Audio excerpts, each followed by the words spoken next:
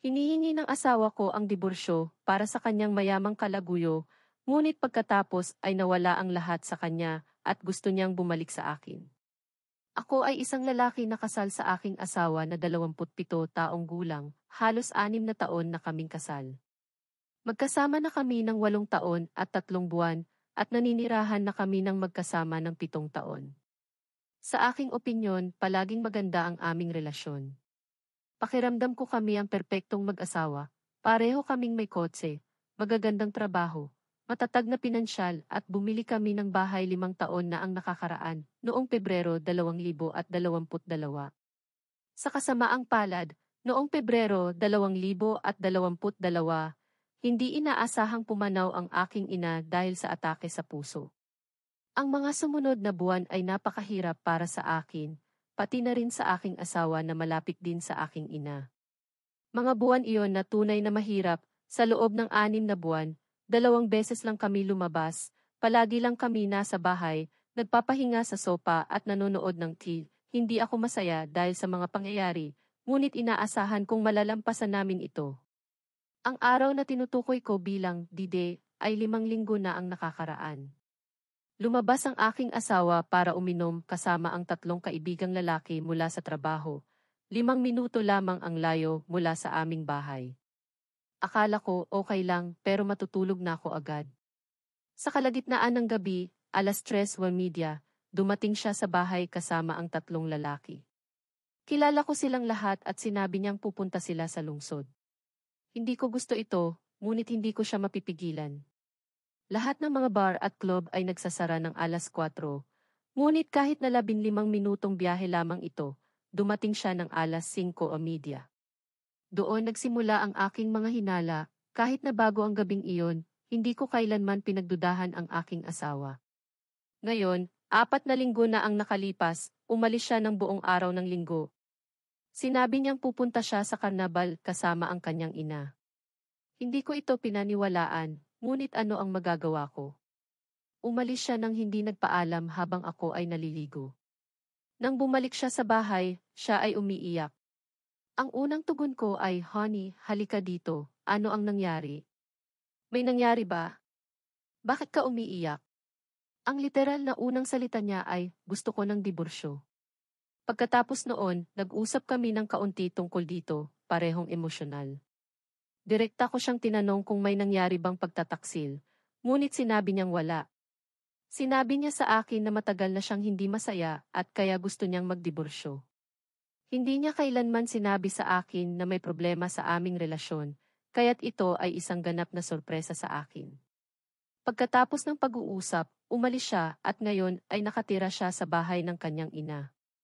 4 na araw matapos noon, nakita ko siyang muli dahil mayroon kaming aso na hindi ko kayang alagaan mag-isa at hindi rin niya kayang alagaan sa bahay ng kanyang ina, kaya ang aming aso ay nananatili ngayon sa bahay ng isang tiyahin. Nang makita ko siya, muli ko siyang hinarap tungkol sa pagtataksil at sa pagkakataong ito, inamin niya ito. Sinabi niya sa akin na niloko niya ako sa buong linggo mula noong lumabas siya para uminom hanggang sa sumunod na linggo nang umalis siya ng bahay. Sinabi niyang iniisip niyang mahal niya ito.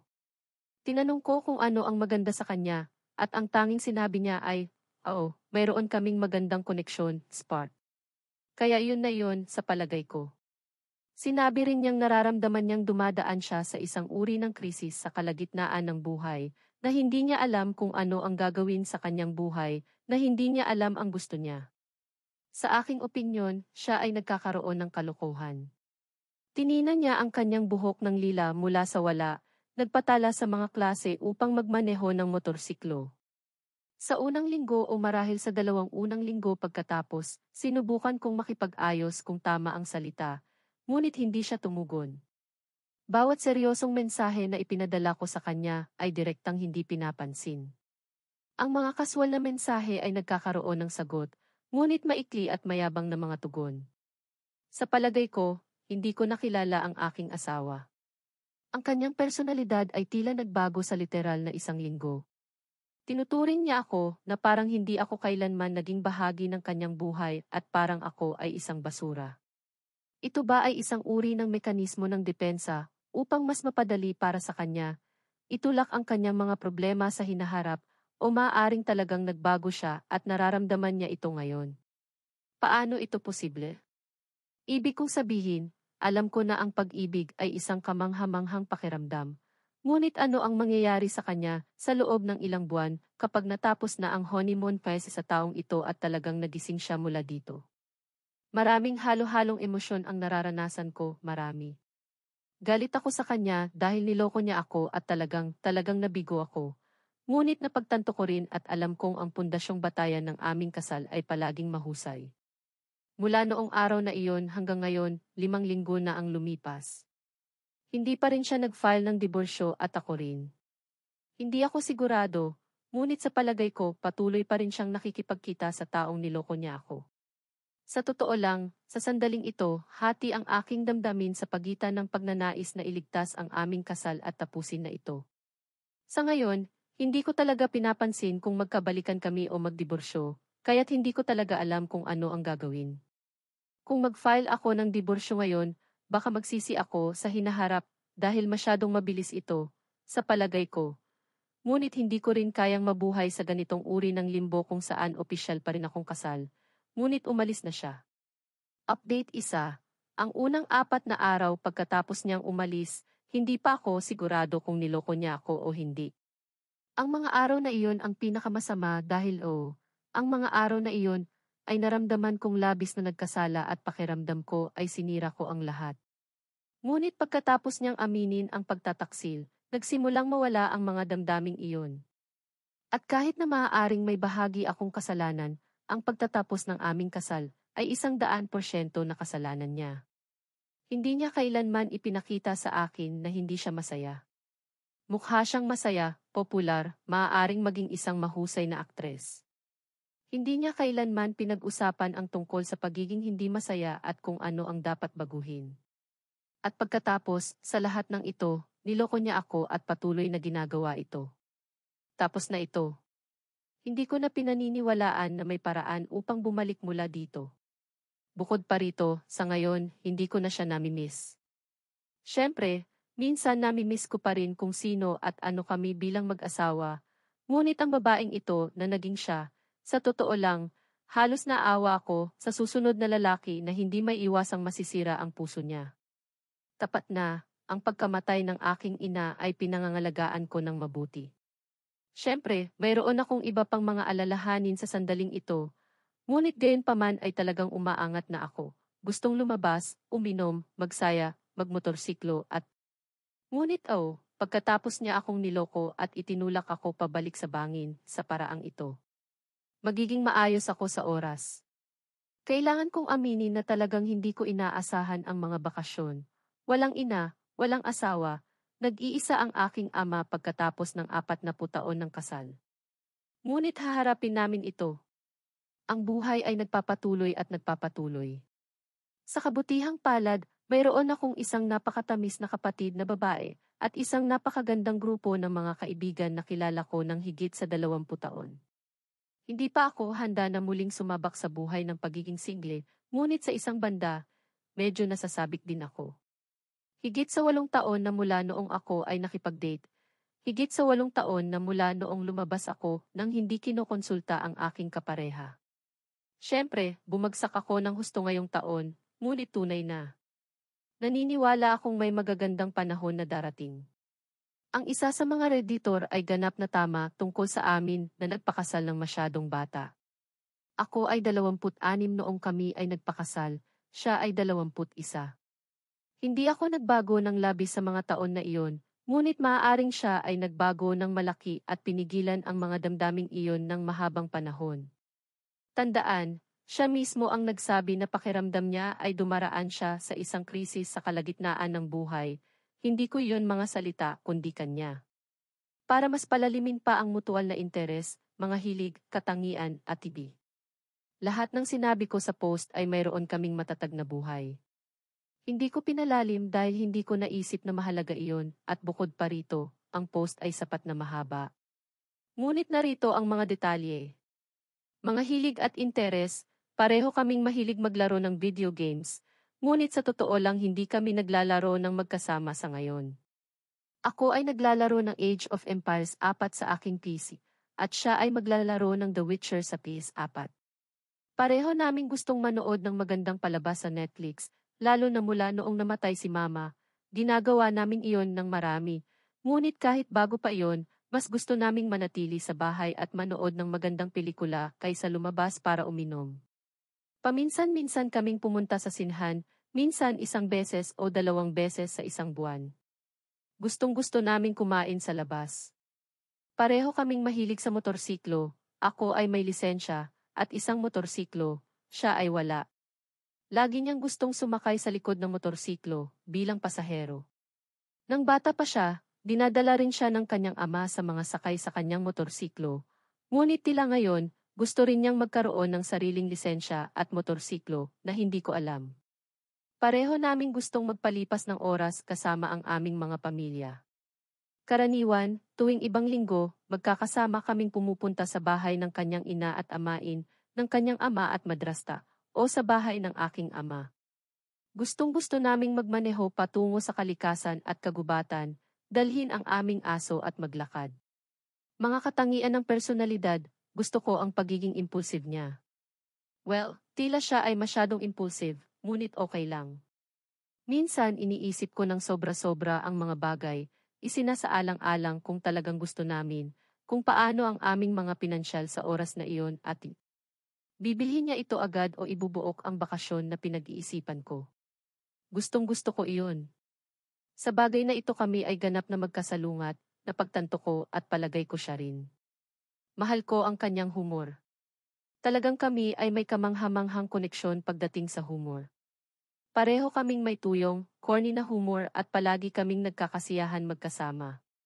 Mahal ko ang kanyang pagiging totoo at diretsyo, hanggang sa mga bagay ay naging masama. Palagi niyang sinasabi sa akin kung paano siya nararamdaman, kung ano ang gusto niya at hindi gusto. Halimbawa, 4 na taon na ang nakaraan, nalulong ako sa isang video game. Noong panahon iyon, hindi ko napansin na may mali akong ginagawa, ngunit pagkatapos ng ilang linggo, sinabi niya sa akin na hindi siya masaya at kailangan kong magbigay ng higit pang atensyon sa kanya at sa aming relasyon na ginawa ko. Kaya't binawasan ko ang paglalaro sa pinakamababa. Gusto ko ang paraan ng kanyang pagsasalita, ang kanyang paglalakad, ang kanyang pagtawa. Gustong-gusto ko ang kanyang hitsura, siya ay may kamanghamanghang katawan. Gustong-gusto ko na kapag siya ay bumabahing, palaging 8 hanggang 1-0 sunod-sunod. Ngunit sa ngayon, lahat ng mga damdaming iyon na mayroon ako ay mabilis na nawawala. Pagdating sa aming buhay sexual, maaari akong maging maikli. Hindi kami madalas magtalik, masasabi kong sa average, 2 beses bawat buwan mula noong kami ay nagpakasal. Sa aking opinyon, palaging maganda ito, kahit na hindi ko sigurado ang kanyang opinyon tungkol dito. Ngayon na iniisip ko ito, palagi kaming parehong nagka-climax, maliban kung siya ay nagpapanggap, ngunit hindi ko iniisip.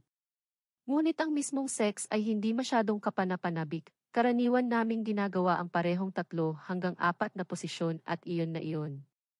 Update 1, kahapon ay gumawa ako ng ilang tawag. Sa Netherlands, mayroon kaming tinatawag na mediator na humahawak sa lahat ng aspeto ng diborsyo. Ang mediator na ito ay gumagawa ng trabaho ng abogado, trabaho pinansyal, mga emosyonal na pag-uusap at iba. Parang isang taong lahat sa isa na tumutulong sa 2 tao na ayusin ang diborsyo. Ngayon ay nagkaroon kami ng pag-uusap sa mediator na ito. Sa kasamaang palad, nasira ang kotse ng aking malapit ng maging ex, kaya kinailangan kong sunduin siya, at talagang kinailangan kong gawin iyon upang gumana ito at maisakatuparan ang diborsyo. Mahalagang pareho kaming naroon sa mga pulong kasama siya. Gayunpaman, ang pag-uusap ay naging maganda sa paraang inaasahan ko. Pareho naming ipinahayag ang aming mga damdamin tungkol sa pagnanais na magdiborsyo, ngunit ang pagtataksil ay hindi kailanman nabanggit. Ang mediator na ito ay neutral at hindi kumakampi, kaya hindi ko naisip na mahalaga na banggitin ito. Bukod pa rito, sa Netherlands, wala kaming mga batas laban sa pagtataksil.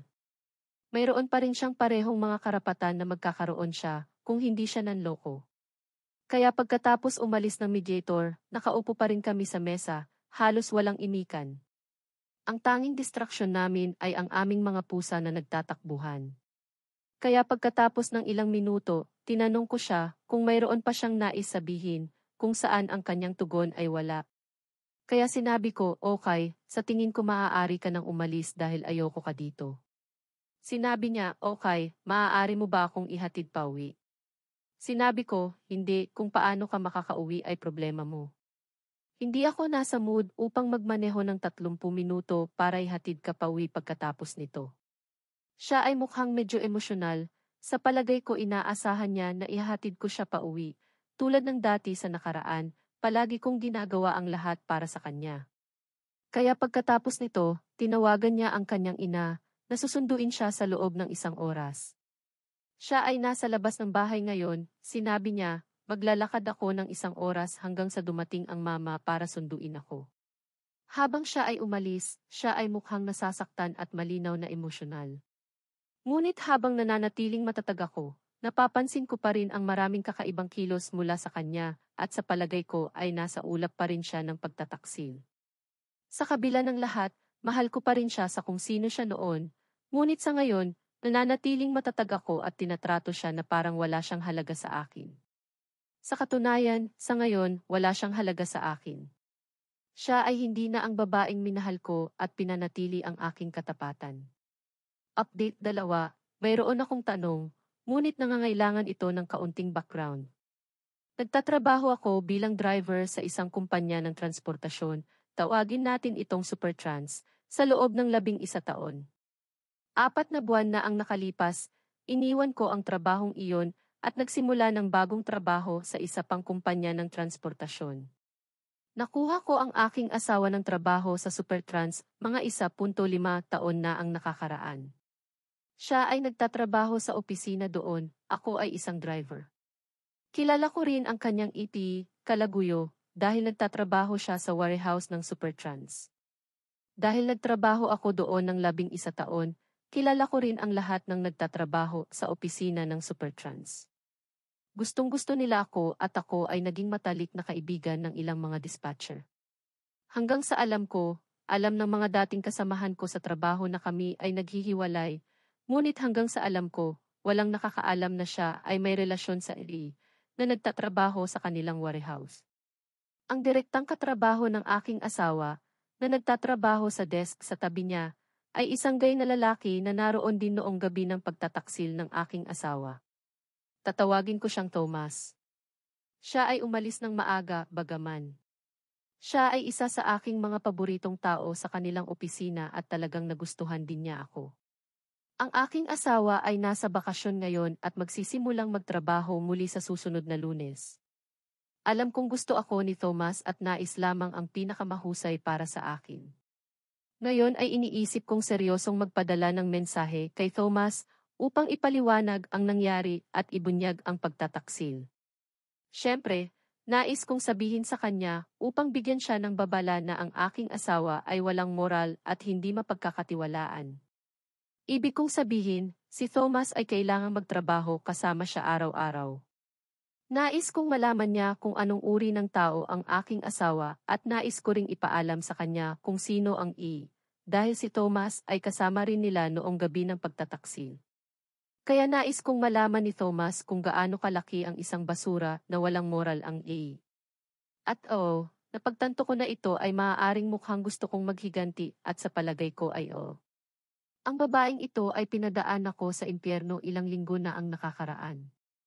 Gustong-gusto kong marinig na nagkaroon siya ng masamang araw sa trabaho sa susunod na Lunes dahil lahat ng kanyang mga katrabaho ay nalaman na siya ay nagkanulo sa akin at may relasyon. Sa totoo lang, gusto ako ng lahat. Kilala ko ang karamihan sa kanyang opisina ng higit sa 10 taon. Bukod pa rito, ako ang nagpapasya kung sino ang pagsasabihan ko tungkol sa kanyang pagtataksil at sino ang hindi. Kaya okay, sa totoo lang, hindi ito isang tanong na nais kong itanong, dapat ko ba itong gawin? Ngunit sa palagay ko ay nakapagdesisyon na ako.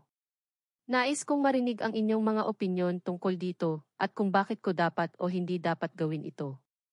Update 3, kayong lahat ay naging kamanghamanghang tulong sa aking sitwasyon. Kailangan kong aminin na ako ay napakapagod mentalmente. Ngunit bukod pa doon, mas mabuti ako kaysa sa inaasahan ko pagkatapos ng 6 na linggo. Mayroon akong isang tanong tungkol sa kasalukuyang kilos ng aking malapit ng maging ex-asawa.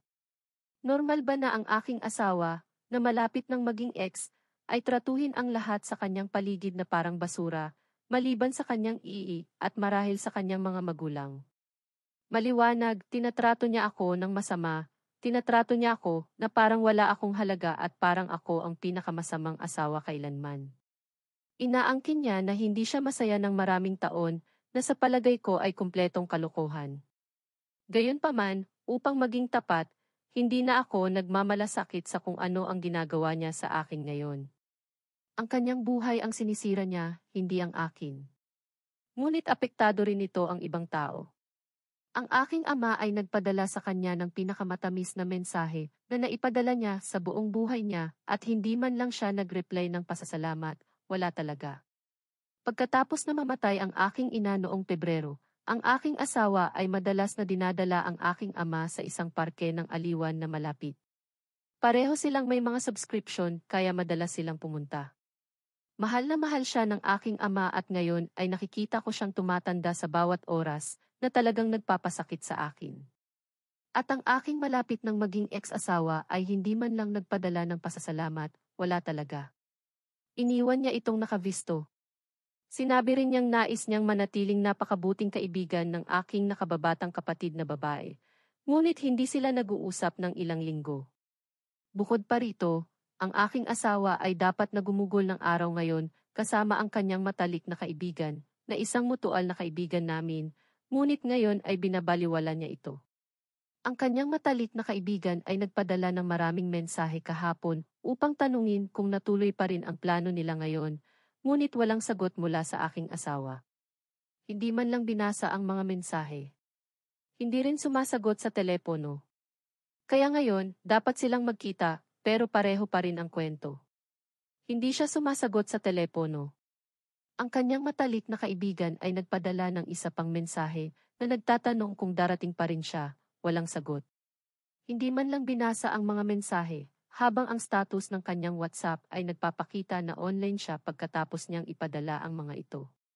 Hindi na kailangang sabihin, ang kanyang matalik na kaibigan ay umiiyak buong araw. Kumuha siya ng araw na bakasyon upang makasama ang aking asawa, upang mamili at magsaya, at ngayon ganito ang nangyari. Ang ganitong pag-uugali ba ay normal para sa isang taong nasa ulap ng pagtataksil o maaaring ito ay iba pang bagay? Hindi ko alintana kung ano ang ginagawa ng aking asawa, tapos na ako sa kanya. Ngunit ito ay napakalungkot para sa kanyang matalik na kaibigan. Siya ay umiiyak sa kanyang sopaw buong araw dahil sa paraan ng pagtrato sa kanya ng aking asawa. Habang isinusulat ko ang lahat ng ito, isang tanong ang pumapasok sa isip ko, ngunit sa palagay ko alam ko na ang sagot. Ang aking malapit ng maging ex-asawa ay nagsasabi sa mga tao na naghiwalay kami dahil kami ay nagkahiwalay ng landas at hindi siya masaya ng maraming taon. Sa palagay ko ito ay normal para sa isang taong nagtataksil, magbigay ng mga dahilan at hindi maging tapat tungkol sa kung ano ang nangyari at kung paano sila umibig sa iba. Oh, halos nakalimutan ko. Isang bagay na sa palagay ko ay talagang mahalaga. Ang kanyang matalik na kaibigan magpakailanman, ang aming mutual na kaibigan, ay talagang nanirahan sa amin ng mga 6 na buwan, mula noong Nobyembre 2021 hanggang Abril 2022. Kakagaling lang niya sa isang masamang relasyon at walang matitirhan. Mayroon kaming ekstrang kwarto, kaya kinupkop namin siya. Gayunpaman, ang aking asawa at ang kanyang matalik na kaibigan ay literal na nag-uusap tungkol sa lahat, kabilang ang aming relasyon, buhay sexual, lahat. Nakikipag-usap ako sa kanyang matalik na kaibigan araw-araw at siya ay napakatamis at tapat sa akin. Tinanong ko siya kung totoo ang sinasabi ng aking asawa na hindi siya masaya sa akin ng mas mahabang panahon. Ang kanyang matalik na kaibigan ay nagsabing puro kasinungalingan ang mga iyon. Kailanman ay hindi nagsalita ang aking asawa tungkol dito o nagsabi ng kahit isang salita na hindi siya masaya sa akin. At tandaan, sinasabi nila ang lahat sa isa't isa. Ngunit wala kahit isang salita tungkol sa pagiging hindi masaya. Kaya alinman ang aking malapit ng maging ex-asawa ay hayagang nagsisinungaling ngayon, hindi ko alam kung bakit, marahil upang bigyang katwiran ang kanyang pagtataksil at pag-abandona sa aming kasal, o marahil pinanatili niya ang kanyang mga damdaming hindi masaya bilang isang lihim sa lahat maliban sa kanyang sarili. Hindi ko talaga alam, ngunit sa aking karanasan, hindi ko napansin na siya ay hindi masaya sa akin, at ang kanyang matalik na kaibigan ay sumasang-ayon din dito. Maraming salamat muli sa inyong lahat. Ang suporta ay kamangha-mangha at hindi ako makakarating sa kung nasaan ako ngayon kung wala ang inyong suporta. Update. Sa totoo lang, umaasa ako na ang karma ay tatama sa kanya ng malakas, mas maaga kaysa sa huli. Bukod pa rito, sa lahat ng lumalapit sa akin tungkol sa kung bakit kami nagdiborsyo, sinasabi ko ang totoo tungkol sa kanyang pagiging makasariling taksil. Kahapon lang, isang babaeng kaibigan ang nagpakita sa akin ng mga text sa pagitan ng aking asawa at siya.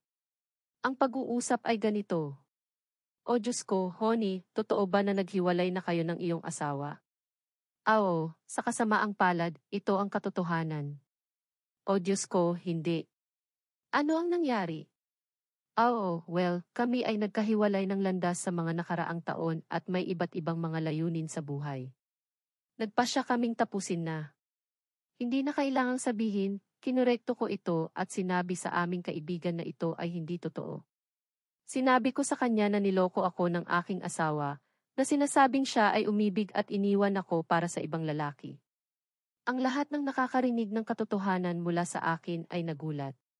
Sa totoo lang, walang sinuman, kasama ako, ang mag-iisip na gagawin ito ng aking asawa. Update 3, gagawa ko ng bagong post sa ilang linggo, sa palagay ko ay okay na ako ngayon. Sa sandaling napagtanto ko na siya ay umuhay na ng kanyang buhay nang wala ako, nagsimula na rin akong gawin ang pareho. Nakipag-usap ako sa aking malapit ng maging ex-asawa ng ilang beses at ang konklusyon ay tila mahal pa rin niya ako, ngunit hindi na ito masaya. Hindi ito kakaiba, dahil biglang namatay ang aking ina noong Pebrero. Inaangkin niyang in love siya sa AP, ngunit walang strings attached. Hindi ko kailanman napansin na hindi siya masaya sa akin, at sinabi pa niya na hindi siya masaya sa buhay sa pangkalahatan. Kaya't sa palagay ko ay niloko niya ako, nagkaroon ng damdamin para sa AP at iniwan ako para sa kanya. Pagkatapos na iyon ay naging malinaw, nagpa siya akong hayaan siyang umalis at ituon ang pansin sa sarili ko. Sa puntong ito, tapat na wala akong pakialam sa kung ano ang ginagawa niya at kung babalik siya o hindi. Okay lang ako kahit anong mangyari. Maayos ang trabaho, sumali ako sa isang diwaran na pinupuntahan ko 3 beses sa isang linggo.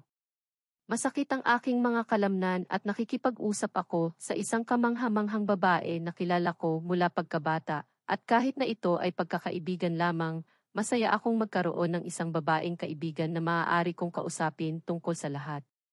Nawalan siya ng ama noong nakaraang taon, kaya kahit sa paksa ng pagkawala ng magulang, makaka-relate kami sa isa't isa. Kaya't okay lang ako. Tungkol sa diborsyo, kinailangan naming mangalap ng maraming dokumento at naipadala na ang mga ito sa mediator. Ngayon ay naghihintay kami na tumugon siya upang itakda ang aming susunod na pulong at magpatuloy sa diborsyo. Sa ngayon, nakapagpasya na ako na ang diborsyo ay mangyayari, kahit bumalik man o hindi ang aking malapit ng maging ex-asawa, ang diborsyo ay mangyayari dahil ang mismong kasal ay tapos na. Update 4, pipirmahan namin ang aming mga papeles ng diborsyo at gagawing opisyal ito sa loob ng 4 na araw. Ito ay magiging isang mahabang post dahil hindi ako nag-update ng halos 4 na buwan. Well, gumawa ako ng ilang mga pagkakamali sa daan at gumawa rin ng ilang mga hakbang na nakuha ko ang aking kapangyarihan pabalik at ginawa kong respetuhin ang aking sarili muli. Para magsimula, masasabi ko ngayon, 5 buwan pagkatapos ng pagtatapos ng ugnayan at ang initial shock, halos hindi ko na iniisip ang pagtataksil o naapektuhan ako nito. Kaya para sa sinumang dumadaan sa mahirap na panahon, pakiusap, paniwalaan mo ako, gumaganda ito at ang oras ay talagang nasa iyong panig. Kaya pagkatapos ng pagtataksil at ng aming paghihiwalay, gumawa ko ng mga pagkakamali.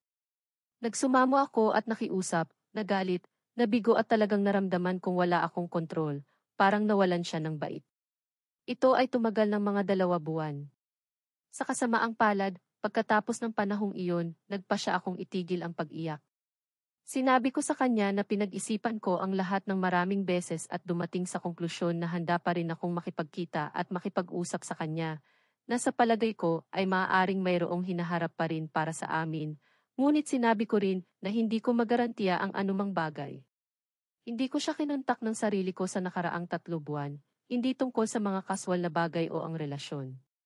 Ang tanging mga bagay na kinontak ko ay tungkol sa aming nalalapit na diborsyo, pinansyal, bahay na pinagsaluhan. Hindi ako basta nakaupo at naghihintay sa nakalipas na 3 buwan. Ngayon ako ay 32 taong gulang at sa unang pagkakataon sa aking buhay, pumunta ako sa Jiwaran upang mag-ehersisyo, magtayo ng kalamnan dahil palagi akong payat. Pumupunta ako sa GWAM na may buong disiplina. Nag-ehersisyo ako ng 4 na beses sa isang linggo at ginagawa ko ito sa nakalipas na 3 buwan. Nakikita ko rin ang pagtaas ng aking kalamnan at itsura, ngunit higit pa rito. Hindi lamang pinapabuti ng GWAM ang aking pisikal na anyo, nakakatulong din ito sa mental na kalagayan. Sa una, nagsimula akong mag-ehersisyo upang mapanatili ang aking sarili na abala at malihis, ngunit ngayon, 3 buwan na, mas maganda ang pakiramdam ko at mas maganda ang tingin ko sa sarili ko. Nakakakuha ako ng antas ng kumpiyansa na hindi ko alam na mayroon ako. Kaya't ng araw, kapag ikaw ay dumadaan sa mahirap na panahon, ang giwar ay talagang tila gumagana sa parehong pisikal at mental. Tungkol sa aming bahay na pinagsaluhan, kinausap ko ang bangko at maaari akong mangutang ng dagdag na pera at kumuha ng mas mataas na mortgage. Kailangan kong bayaran ang aking ex-asawa ng mga $65,000 para sa bahay, ngunit kaya ko ito at gagawin ko. Pagkatapos permahan ang lahat at bayaran siya, magiging 100% na akin ang bahay na pinagsaluhan na nagkakahalaga ng mga $300,000. Hindi ako masyadong masaya na kailangan kong bayaran siya ng $65,000, ngunit sa pangmatagalan, mas mabuti ako sa pagiging may-ari ng aking sariling bahay na nagkakahalaga ng halos 5 beses ang halagang iyon. Bukod pa rito, wala na siyang sariling bahay, opisyal siyang nakatira muli sa kanyang ina, ngunit alam kong madalas din siyang manatili sa bahay ng idi. Hindi ko siya kinokontak kaya paano ko nalaman? Narito na ako. Ang aking ex at ako ay may mutual na kaibigan. Hindi kami lumalabas ng magkasama, ngunit regular kaming nag-uusap. Hanggang sa alam ko, iniwan ako ng aking ex upang makasama ang iii at talagang tumalon agad sa isang bagong relasyon. Hindi ako sigurado kung ano ang nangyayari sa aking ex at kung minsan tila siya ay talagang nawalan ng bait. Sinusubukan kong ilayo ang aking isipan sa kanya, ngunit kung minsan ang isipan ay gumagala kung saan hindi dapat pumunta. Sa ngayon, sa palagay ko ay maaari kong tawagin ang itii na boyfriend, dahil iyon talaga ang siya ngayon. Gayunpaman, tatawagin ko siyang iti dahil doon nagsimula ang lahat. Gayunpaman, tungkol sa AP at ang aking ex-asawa, ang karma ay isang maldita at nagsisimula ng tamaan ng malakas. Noong unang nagkita ang aking ex at ang 5 buwan na ang nakalilipas, mukhang maayos ang lahat sa kanila. Gayunpaman, nagsisimula ng magbago ang mga bagay. Ang AP ay kasalukuyang nasa bahay na nakikipaglaban sa depresyon, alam ko ito ng tiyak, dahil ipinakita sa akin ng mutual na kaibigan ang mga screenshot ng pag-uusap sa pagitan ng aking ex-asawa at siya. Bukod pa rito, ang EE ay kasalukuyang walang trabaho. Kahit na noong una nangyari ang lahat ng pagtataksil, palagi kong naramdaman na mas mabuti ako kaysa sa A, dahil lamang sa kanyang kakulangan ng moralidad at mayroon na akong paniniwala na siya ay walang kwenta kumpara sa akin.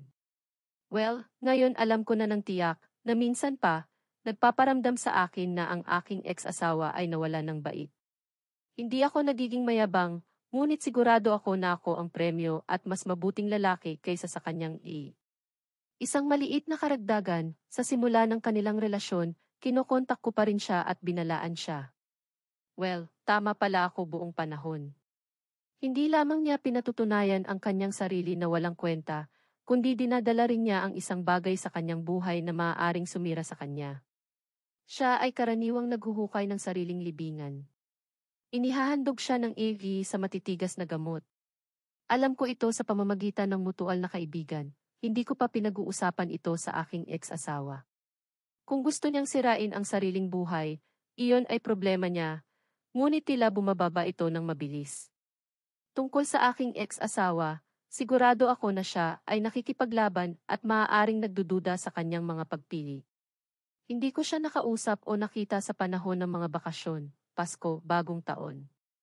Gayunpaman, mga 1 linggo sa Bagong Taon ng 2023, bigla siyang nag-text kung ako ay nasa bahay at kung maaari siyang pumunta.